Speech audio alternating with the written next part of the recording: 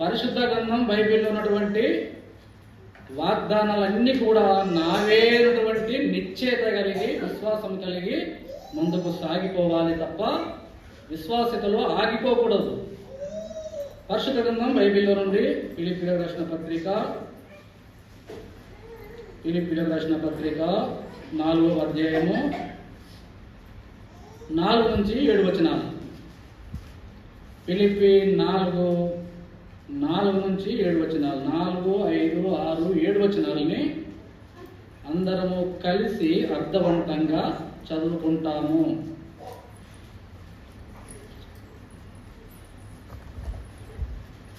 ఎల్లప్పుడూ ప్రభునందు ఆనందించుడి, మరలా చెప్పుదును ఆనందించుడి. మీ సహనమును సకల జనులకు తెలియబడనీయుడి.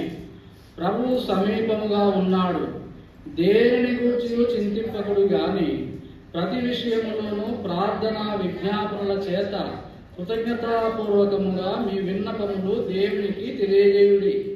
అప్పుడు సమస్త జ్ఞానమునకు మించిన దేవుని సమాధానము యేసుక్రీస్తు వలన మీ హృదయములకును మీ తలంపులకును కావలియుండును. 1 కొరింథీయులకు రాసిన పత్రిక 1 కొరింథీ 11:28 నుంచి 31 కలిసి చదువుకుంటాం. కాబట్టి ప్రతి మనుష్యుడు తన్ను తాను పరీక్షించుకొనవలెను, అలాగు చేసి ఆ రొట్టెను తిని ఆ పాత్రలోని త్రాగవలెను. ప్రభువు శరీరమని వివేచింపక తినిత్రాగువాడు తనకు శిక్షావిధి కలుగుటకే తినిత్రాగుచున్నాడు. ఇందువలనే మీలో అనేకులు బలహీనులను రోగులై ఉన్నారు, చాలా మంది నిద్రించుచున్నారు. అయితే మనల్ని మనమే విమర్శించుకునే ఎడల తీర్పు పొందకపోదుము. ఇటు మాటలు దేవుడు విరిచి పంచిపెట్టినట్లుగా ప్రార్థన చేస్తున్నాం. పరిశుద్ధుడా, ప్రేమ కలిగిన తండ్రి, మరి ఒక్కసారి ఈ దివ్య సన్నిధిలో మొరపెట్టుకుంటున్నానయ్యా. ఈ దివ్య వాక్యము మాకు బోధించి బోధపరచునైనా. ఈ సన్నిధిలో నిలిచి ఉన్న నాకు సమృద్ధి అయిన వాక్య జ్ఞానము అనుగ్రహించి చేరువచ్చిన మాకందరికీ ప్రభువా నీ జీవాహారమైన వాక్యాన్ని సమృద్ధిగా విరిచి పంచిపెట్టుమని యేసు నామములో దీనుడనుగా తగ్గించుకుని వేడుకొనుచున్నాను తండ్రి, ఆమేన్.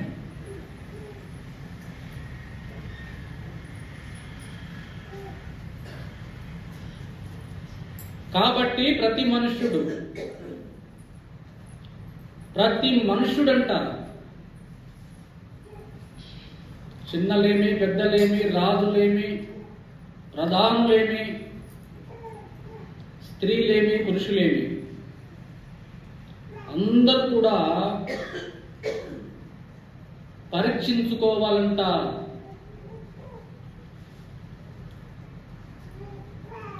పరీక్ష లేకపోతే నిరీక్షణ లేదు. ప్రియమైన దేవుని బిడ్డలారా, ప్రతి మనిషికి పరీక్ష అవసరము. పరీక్ష ఎప్పుడైతే ఉంటుందో ఆ పరీక్ష యొక్క ప్రతిఫలము కొరకు నిరీక్షిస్తాము, నిరీక్షించే వారముగా ఉంటాము. ఎక్కడ మన నిరీక్షణ? పరలోక రాజ్యం వైపు మన నిరీక్షణ. ఎప్పుడు వెళ్ళిపోతామా? ఎప్పుడు ఈ లోకాన్ని విడిచిపోతామా? ఈ లోకాన్ని విడిచి పరలోక రాజ్యం చేరాలంటే మన జీవితాలు ఎలాగా ఉండాలో మనం పరీక్షించుకోవాలి. వాక్యపు వెలుగులో పరీక్షించుకోవాలి. ప్రియమైన దేవుని బిడ్డలారా, మరి వాక్యం వెలుగులో పరీక్షించుకుంటున్నటువంటి మనము యేసుక్రీస్తు ప్రేమామయుడు, దయామయుడు, దయా దాక్షిణ్య పూర్ణుడు,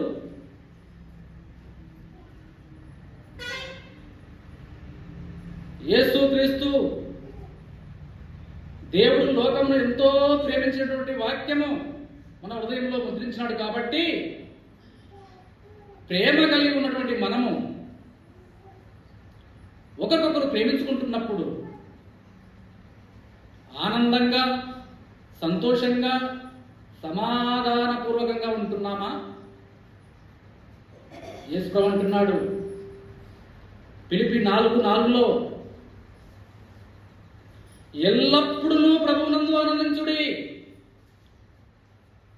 మందిరంలోనే ఆనందమా? ఇంటికి పోతే ఆనందం లేదా? మన పనులు చేసుకునేటప్పుడు ఆనందం లేదా? నలుగురితో కలిసి లోకంలో నడుస్తున్నప్పుడు ఆనందం లేదా? దేవుడు ఏం చెప్తున్నాడంటే ఎల్లప్పుడూ ఆనందించుడి, ఎల్లప్పుడూ ఆనందించుడి. అంటే సంతోషం వచ్చినప్పుడే ఆనందమా? ఇబ్బందులు వచ్చినప్పుడు ఆనందపడకూడదా? సమస్యలు వచ్చినప్పుడు ఆనందం ఉండకూడదా? ఎలా ఉంటారు? ఇది సహజమా? ఇబ్బందులు వచ్చినప్పుడు ఆనందంతో ఉండగలడా ఒక మనిషి? ఉంటారా? ఉండలేదు. కానీ దేవుడు ఏం చెప్తున్నాడంటే శ్రమలలో సైతము ఆనందంగా ఉండండి. ఈ శ్రమలు ఎన్నదగినవి కావు, ఈ లోకం వరకే. ఈ శ్రమలను మీరు జయించినట్లయితే, ఆనందముతో సంతోషంతో శ్రమలన్నిటిని మీరు తిప్పికొట్టినట్లయితే, మీకు దొరికేది ఏంటంటే నిత్యానందము, నిత్య సంతోషం. పరలోక రాజ్యంలో దేవుడు మనకు అనుగ్రహిస్తూ ఉంటాడంట. ఎల్లప్పుడూ ప్రభువునందు ఆనందించుడి, మరలా చెప్పుదును ఆనందించుడి. మరలా చెప్తున్నాడు, మళ్ళీ చెప్తున్నాడు. అనారోగ్య పరిస్థితి వచ్చిందా? ఏమవుతుందో ఏమో, ఎట్లుంటుందో ఏమో. చింతాక్రాంతులమై దిగాలు కోరితనముతో దివాలా తీసుకుంటా చింతించుకుంటా ఉంటే దేవుడు ఏం చెప్తున్నాడు తెలుసా? నీ చింత యావత్తు నా మీద అయ్యుడంటున్నాడు దేవుడు. నీ చింత యావత్తు నా మీద అయ్యాడని చెప్తున్నాడు. మీరు సంతోషంగా ఉండండి, సమాధానకరంగా ఉండండి. ఉంటున్నామా? శ్రమలనే ముందు పెట్టుకొని దేవుని పరిశుద్ధతను వెనకకు నెట్టేసి వాక్యం చదవకుండాగాను, ప్రార్థన చేయకుండా, మందిరానికి డుమ్మా కొట్టి, ఏ గుడికకు పోకుండా నిరుత్సాహంతో నిస్పృహతో ఉంటే దేవుని రాజ్యాన్ని మనం ఎలా ఆపాదించుకోగలం? దేవుని రాజ్యాన్ని ఎలా మనం స్వతంత్రించుకోగలము? ప్రియమైన దేవుని బిడ్డలారా, 5వ వచనంలో మీ సహనమును సకల జనులకు తెలియబడనీయుడి. సహనము కలిగి ఉండాలి ప్రతి ఒక్కరము. సహనము కోల్పోవద్దు, ఓపిక నశించవద్దు. శ్రమలు వస్తున్నాయి, కష్టాలు వస్తున్నాయి, ఇబ్బందులు వస్తున్నాయి. యేసే నమ్ముకున్నాము. ఒకడు మన శత్రువు ఊరక పైబడుస్తున్నాడు, అన్యాయంగా వస్తున్నాడు, అక్రమంగా వస్తున్నాడు. మనది ఏం తప్పు లేదు, వాడు పైబడి వస్తున్నాడు. దేవుడు చెప్తున్నాడు, సహనము కోల్పోకండి, ఓపిక నశింపజేయకండి. ఓపికతో ఉండండి, ఓర్పుతో ఉండండి, సహనంతో ఉండండి. కోపపడుడి గాని పాపము చేయకుడి. కోపపడి ఆడు మీకు వస్తున్నాడేమో, నువ్వు కూడా సహనం కోల్పోయి వాళ్ళలాగా నువ్వు తయారయ్యి క్షణికావేశంలో ఒకరికొకరు కొట్టుకోవడం కానీ, ఒకరికొకరు బూతులు తిట్టుకోవడం కానీ, అవి దేవునికి విరుద్ధం. దేవుని బిడ్డలారా, అందుకే మీ సహనాన్ని సకల జనులకు తెలియబడనీయుడి. మన సహనం అంట సకల జనాలు చూస్తారంట. వీళ్ళు యేసయ్యను నమ్ముకున్నారు, వీళ్ళు ఏమాత్రం సహనం కలిగి ఉంటారు అని చెప్పి వాళ్ళంట పరీక్షిస్తారంట మనల్ని. సకల జనులు మనల్ని పరీక్షిస్తారంట. వీళ్ళు యేసయ్యను నమ్ముకున్నటువంటి వీళ్ళు సహనం కోల్పోతారా?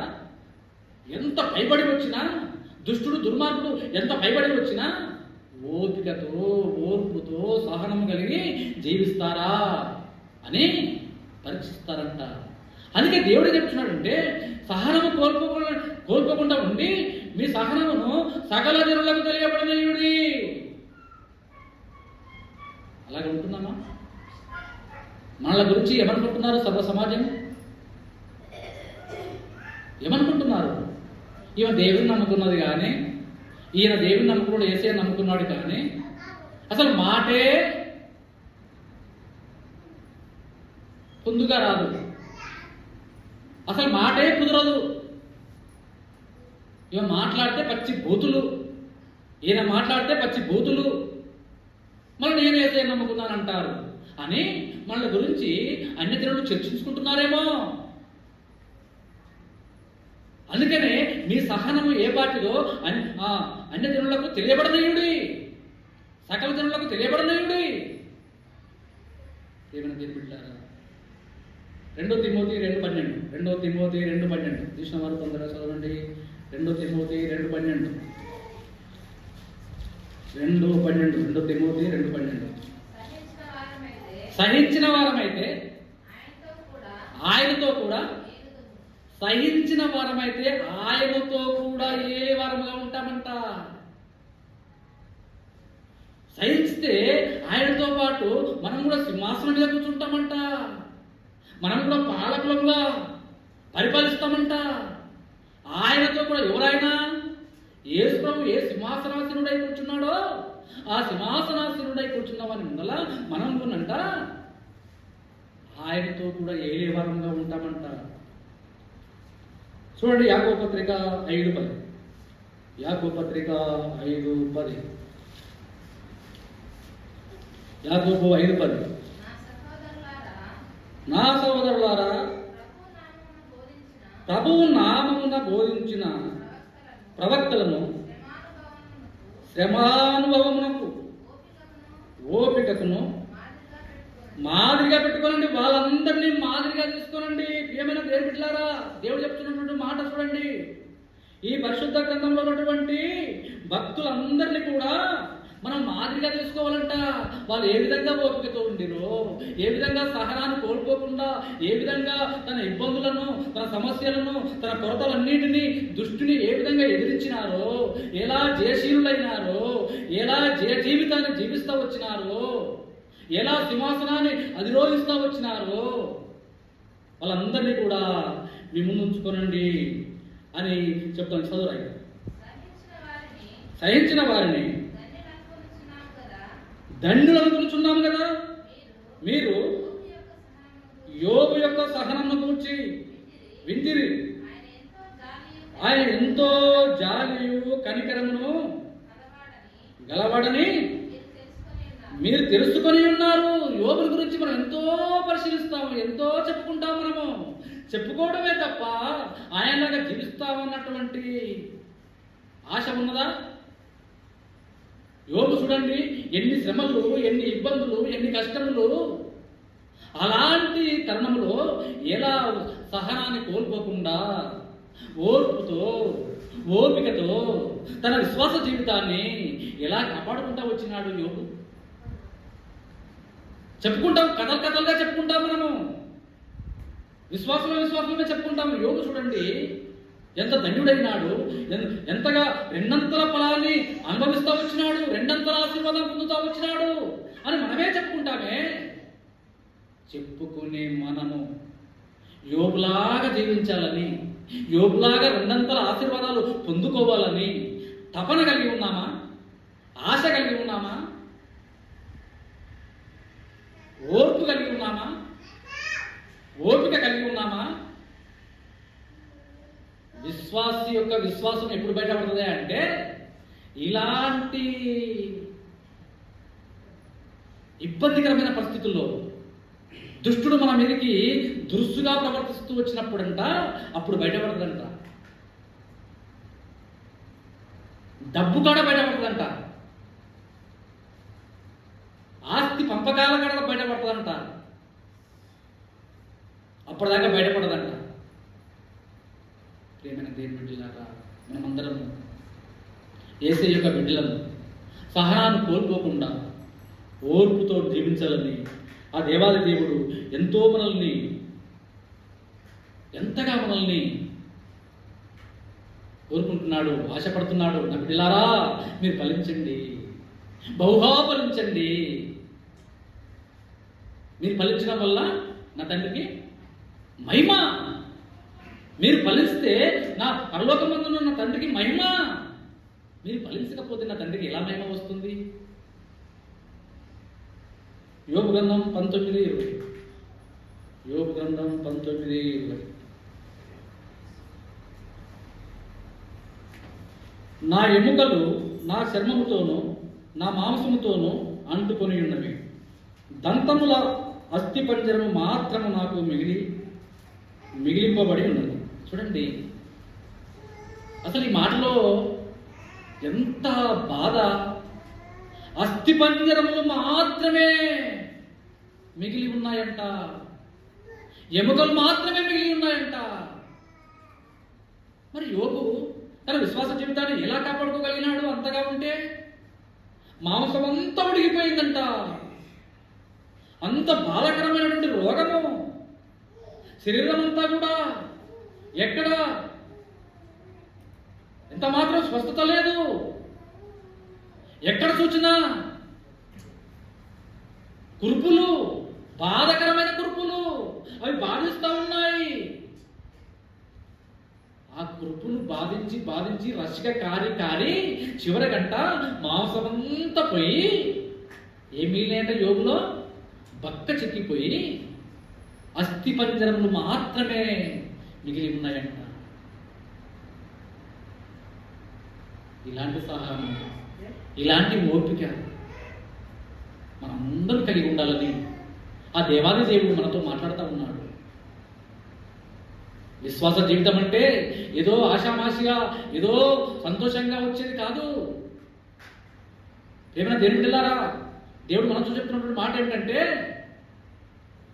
అగ్గిల్లో పుటమి వేస్తున్నాడేమో మనల్ని, ఇబ్బంది కొరవిలో ఆ కొలివిలో మనల్ని పుటమేస్తున్నాడేమో. అయినా మనం బాధపడవద్దు. శ్రమ కలుగుట మేలాయను. దావీదు తన శ్రమానుభవాన్ని దేవుని ముందు ఉంచుతా ఉన్నాడు. శ్రమ కలుగుట మేలాయను, నాకు శ్రమ కలగక ముందు నేను త్రోవ విడిచింది అంటున్నాడు. శ్రమలు వస్తేనంట, ఇబ్బందులు వస్తే, ఒక రోగం వస్తే విశ్వాసతలు బలపడతారంట. అన్ని సవ్యంగా దివ్యంగా, డబ్బు సమృద్ధిగా ఉండి, అన్ని ఆరోగ్యం మంచిగా ఉండి, అన్ని బాగుంటేనంట దేవుణ్ణి లెక్క చేయమంట.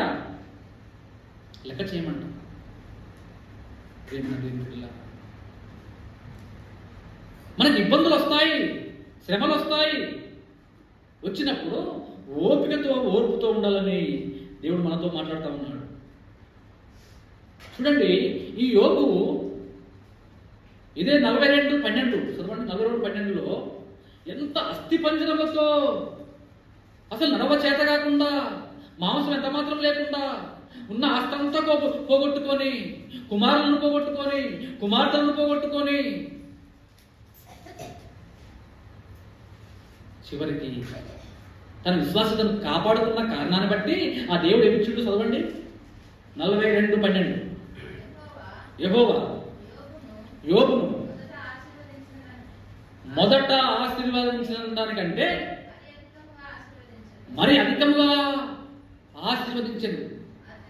అతనికి 14,000 గొర్రెలను, 6,000 ఒంటెలను, 1,000 జతల ఎద్దులను, 1,000 ఆడుగాడిదలను కలిగాను.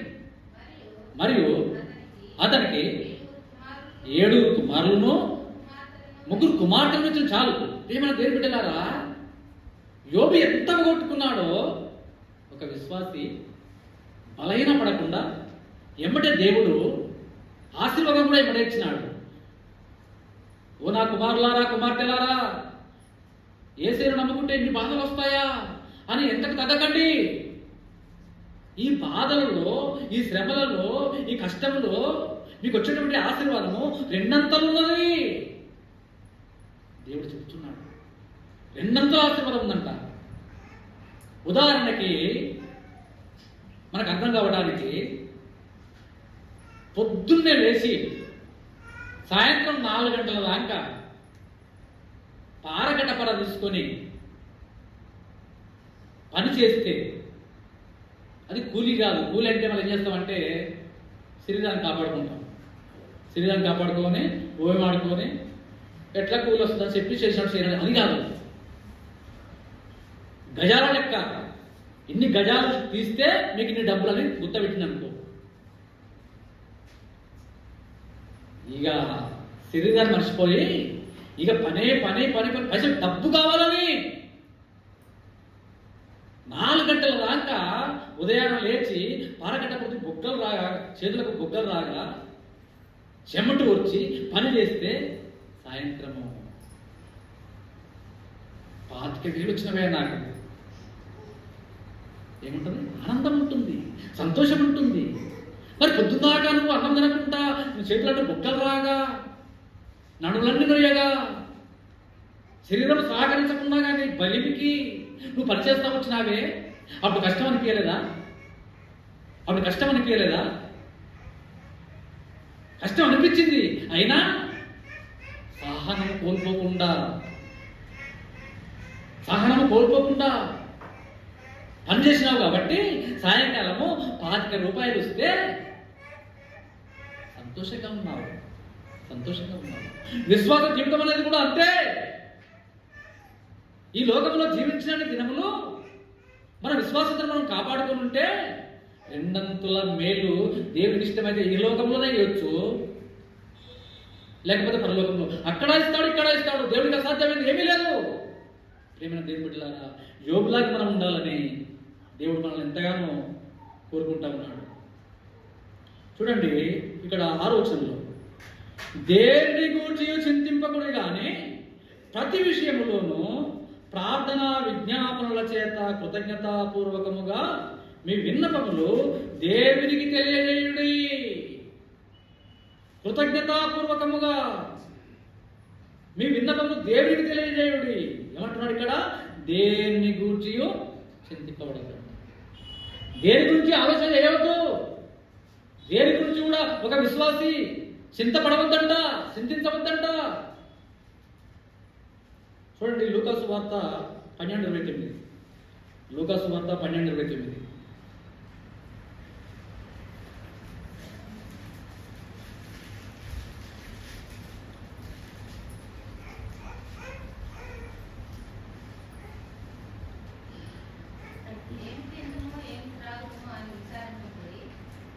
ఏమి తిందుమో ఏమి త్రాగుదుమో అని విచారించకుడి, అనుమానము కలిగి ఉండకుడి. ఈ లోకపు జనులు వీటిని అన్నిటినీ వెతుకుదురు. ఇవి మీకు కావలసి ఉన్నవని మీ తండ్రికి తెలియను. మీరైతే ఆయన రాజ్యమును వెదకుడి, దానితో కూడా ఇవి మీకు అనుగ్రహింపబడును. చిన్న మంద భయపడకుడి, మీకు రాజ్యము అనుగ్రహించుటకు మీ తండ్రికి ఇష్టమై ఉన్నది. మీ కలిగిన వాటిని అమ్మి ధర్మం చేయుడి. పాతగిలిన సంచులను పరలోకమందు అక్షయమైన ధనమును సంపాదించుకోండి. అక్షయమైన ధనాన్ని సంపాదించుకోవాలి తప్ప అంతలోనే కనబడి అంతలోనే మాయమైపోయేటువంటి దాన్ని, తుచ్చమైనటువంటి ధనాన్ని మనం కోరుకోవద్దని దేవుడు మనతో చెప్తున్నాడు. దేన్ని గురించి చింతించవద్దు ఒక విశ్వాసి. నాకు డబ్బు లేదాయనే, నాకు ఆస్తిపాస్తులు లేకపోయేనే, నాకు పిల్లలు కలగకపోయినే, నాకు సంతానం కలగకపోయేనే, నా రోగము బాగాకపోయేనే, నీ చింత యావత్తు దేవుడి మీద ఏమన్నాడు? దేవుడు చూసుకుంటాడు. ప్రేమైన దేవుని బిడ్డలారా, మనమందరం కూడా అలాగే ఉండాలని దేవుడు మనతో మాట్లాడుతూ ఉంటున్నాడు. చూడండి, అలాంటి సందర్భాలు వచ్చినప్పుడు యోబు ఏ విధంగా తన విశ్వాసాన్ని కాపాడుకుంటూ వచ్చినాడు. దావీదు కూడా చూడండి, దావీదు రాజు అయినాక కూడా శ్రమలు వచ్చినాయి, ఇబ్బందులు వచ్చినాయి, సమస్యలు వచ్చినాయి. అందులో ఒక షిమి అనేటోడు దావీదును తరుముతా ఉన్నాడు, అన్యాయంగా తరుముతా ఉన్నాడు. ఎంత ఓపిక, ఎంత ఓర్పు, దావీదులో ఎంత సహనమో మనం కలిగి ఉంటే ఎంత బాగుందో. అలాంటి ఓపిక మనకు ఉంటే ఆ షిమి అనేటోడు అన్యాయంగా వెన్నట్టు పడి వెనకెంబడి తరుముతూ నోటికి వచ్చినట్టు దూషిస్తున్నాడు, దుర్భాషలాడుతున్నాడు. ఛీ దుర్మార్గుడా, నువ్వు రాజువారా? నోటికి వచ్చినట్టుగా చీ అని ఉమ్మివేస్తూ రాళ్ళవుతున్నాడు. పిచ్చివాళ్ళలాగా, పిచ్చి కుక్కను తిరిగినట్టు దావీదు తరుముతా ఉన్నాడు.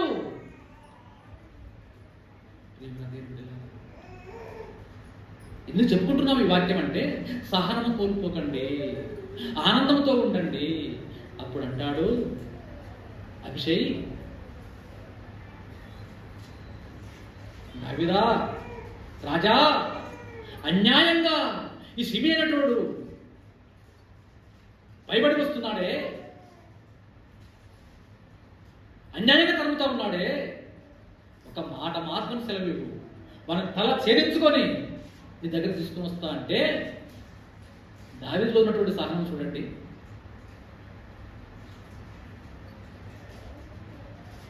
అభిషేక్, నా గర్భవాసాన పుట్టిన నా కుమారుడే నన్ను తరమగలేంది. ఈ షిమి అనేటోడు తరమటము ఒక సోద్యమా? అతన్ని ఏమి అనకండి. నేను కూడా వానిలాగా తిరగబడితే వానికి నాకు కొంతనేమిటి? వాడు ఒక పిచ్చి కుక్క అయినా ఎమ్మడి పడుతున్నాడు. నేను కూడా వానిలాగా నేనే తిరగబడితే నేను ఒక పిచ్చి కుక్కను కానా? ఒకవేళ ఆ దేవుడే అతనికి అనుమతించినాడేమో, తిట్టమని ఆజ్ఞ ఇచ్చినాడేమో, ఇంకా నాలో ఏమైనా లోపాలు ఉన్నాయేమో, దీన్ని బట్టి ఇందును బట్టి నేను నా జీవితాన్ని సరి చేసుకోవాలేమో.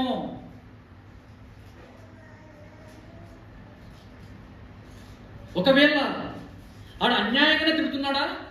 వాడు తిట్టిన ఒక్కొక్క తిట్టు, ఒక్కొక్క శాపము నాకు ఆశీర్వాదాలైంది నా మీద పడతాయి. వాడు తిట్టినటువంటి ఒక్కొక్క తిట్టు మళ్ళీ శాపాలయ్య ఆయన మీద పడతాయి. వాడు తిట్టినటువంటి ఆ శాపగ్రస్తమైన ఆ మాటలు నాకు ఆశీర్వాదాలుగా మిగిలిపోతాయి. వాడు తిట్టినటువంటి ఒక్కొక్క శాపము వాని మీదనే శాపంగా వాని మీద పడతాయి. దావీదులో ఉన్నటువంటి ఓర్పు చూడండి, ఆ సహనం చూడండి, ఓపిక చూడండి. మన విరోధులు మన మీదకి వచ్చినప్పుడు ఎలా ఉన్నాం మనము? ఒకవేళ భర్తే ఒక భార్య మీద కోపగించుకుంటున్నాడేమో, విశ్వాస జీవితంలో ఇవన్నీ కూడా ఈ వాక్యాన్ని దిగించాడంటే మనకు కనువిప్పు కలగడానికి, ఈ వాక్యాన్ని దిగించాడంటే మన మనోనేత్రాలు వెలిగింపబడి మన జీవితాలు చక్కదిద్దుకోవాలని, దావీదును చూసి మనం నేర్చుకోవాలని, మన కుటుంబాలకు ఆపాదించుకోవాలి, వ్యక్తులుగా మన జీవితాలకు ఆపాదించుకోవాలి. నీ సహనము సకల జనులకు తెలియబడనీయుడి. దావీదు యొక్క సహనము సకల జనులకు తెలియబడిస్తున్నాడు. అక్కడ ఇలా ఎందుకు చెప్పుకుంటున్నాం మనం? దావీదు కాలంలో ఎన్ని సంవత్సరాలు సకల జనులకు తెలియబడనీయుడి. దావీదు గురించి ఇలా ఎందుకు చెప్పుకుంటున్నామంటే అలాంటి ఓర్పు కలిగి ఉన్నాడు కాబట్టి, అలాంటి సహనం కోల్పోకుండా తన విశ్వాస జీవితాన్ని కాపాడుకున్నాడు కాబట్టి.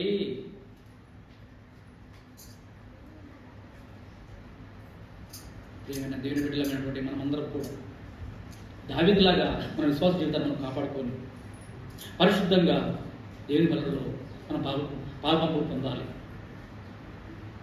అలాగా ముందుకు సాగిపోతున్నటువంటి తరుణంలో ఆ షిమి అనేటువంటి చివరికి వాడే చివరికి రాజైన తర్వాత మళ్ళీ ఈ శ్రమలన్నింటినీ అధిగమించి మళ్ళీ వచ్చి సింహాసనం మీద కూర్చున్నప్పుడు ఆ షిమి అనేటోడు మళ్ళీ వచ్చి పశ్చాత్తాపపడి చూస్తాం మనం. పశ్చాత్తాపడి తన తప్పులన్నీ ఒప్పుకోవడము చూస్తాం మనము. ఏమైనా దేవుని బిడ్డలారా, శత్రువుల ఎదుట భోజనం సిద్ధపరచు దేవుడు మన దేవుడు. మన దేవుడు చాలా గొప్ప దేవుడు. చూడండి, అలాంటి దావీదు శ్రమలన్నింటినీ అనుభవించినప్పుడు దావీదు తరిగినాడు, తన గర్భవాసన పుట్టిన కుమారుడు తరిగినాడు. ఫిలిస్తీయులు వచ్చి చూడండి, తన భార్య పిల్లలు ఎత్తుకొని పోయినారు. అతని జీవితంలో ఎన్ని ఇబ్బందులు, ఎన్ని శ్రమలు, ఎన్ని కష్టాలు. దావీదుకు రాజాయి ఉన్నాడు కదా, మరి ఎదురు మళ్ళొచ్చు కదా. ఆయన ఎదురు మళ్ళితే తట్టుకునేవాడు లేడు. ఎందుకు? దావీదు యొక్క ధైర్యం ఎట్లాంటిదంటే సింహపు గుండె లాంటి గుండె కలిగిన వాడు దావీదు. అంత బలాఢ్యుడే అలాగా సహనం కోల్పోకుండా ఓర్పుతో ఓపికతో పారిపోతున్నాడు తప్ప ఎదురు మాట్లాడలేదు, ఎదురు తిరగలేదు. ఎదురు తిరగలేదు అని అంటే మనం కూడా తిరగవద్దని, శత్రువుకు ఎదురు తిరగవద్దని,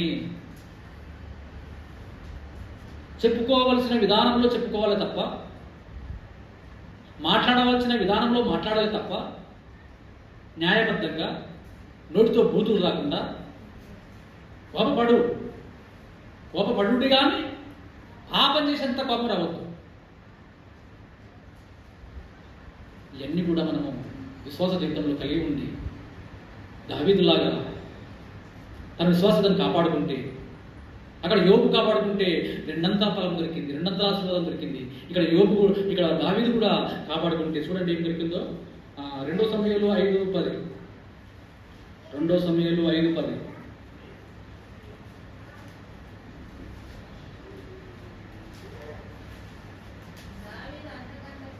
దావీదు అంతకంతకు వర్ధిల్లెను, సైన్యములకు అధిపతి యెహోవా అతనికి తోడుగా ఉండెను.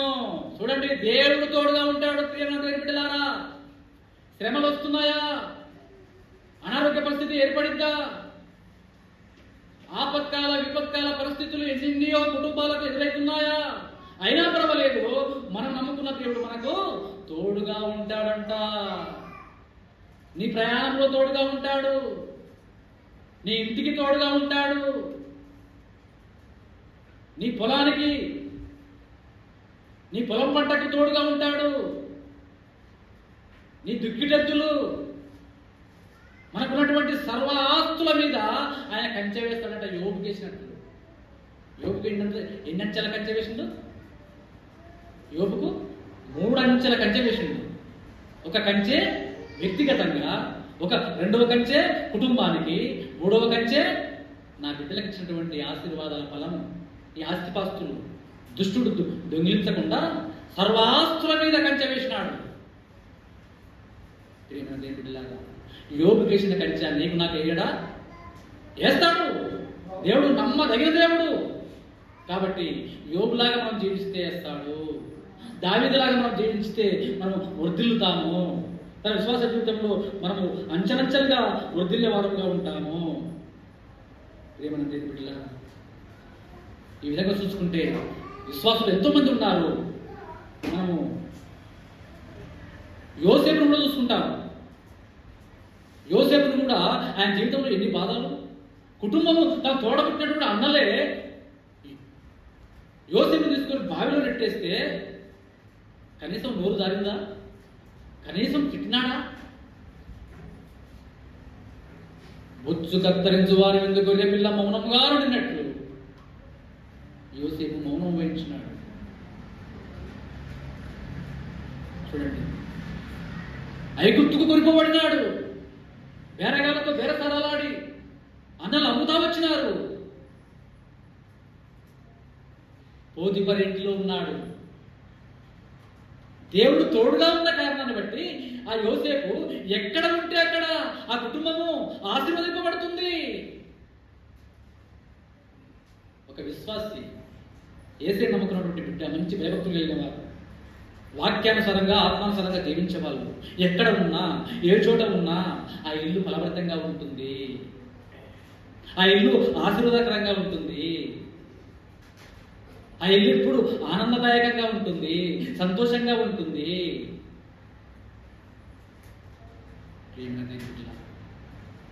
నిజంగా ఆ సంతోషం, ఆ సమాధానం మనకు, మన కుటుంబాలకు ఉంటే ఎంత బాగుంటుంది. దావీదు అంచెలంచెలుగా వృద్ధులుతా వచ్చినాడు. యోబు రెండంతల ఆశీర్వాదాలు పొందుకుంటా వచ్చినాడు. యోసేపు చూడండి, యోసేపు ఒకటి చూసుకుందాం. ఒకటి చూసుకొని బలంలోకి మనము 39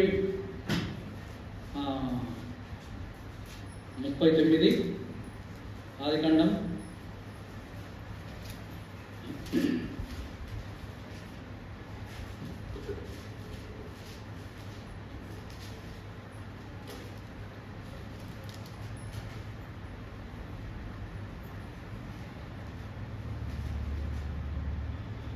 41వ అధ్యాయం చూడండి.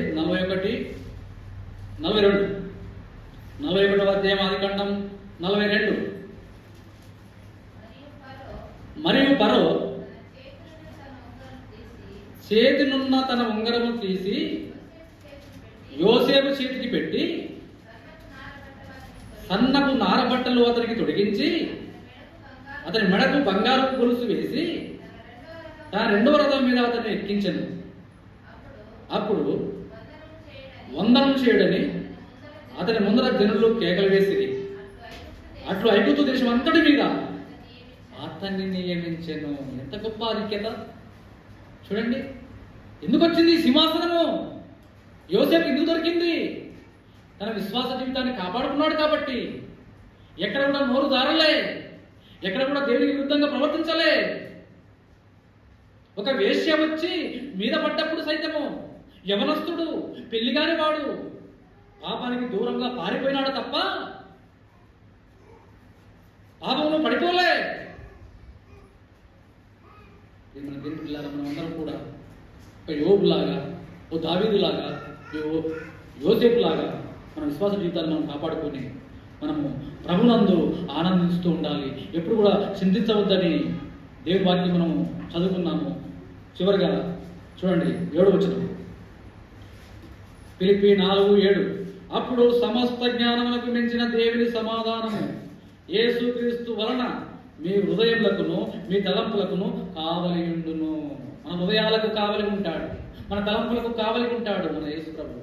ఎప్పుడు మన విశ్వాస జీవితాన్ని మనం కాపాడుకొని సంతోషంతో సమాధానముతో దేవుని సన్నిధిలో మనం జీవిస్తూ ఉన్నప్పుడు అలాగే ఉండి మరి పరిశుద్ధ బలిలో పాల్గొంటున్నాం.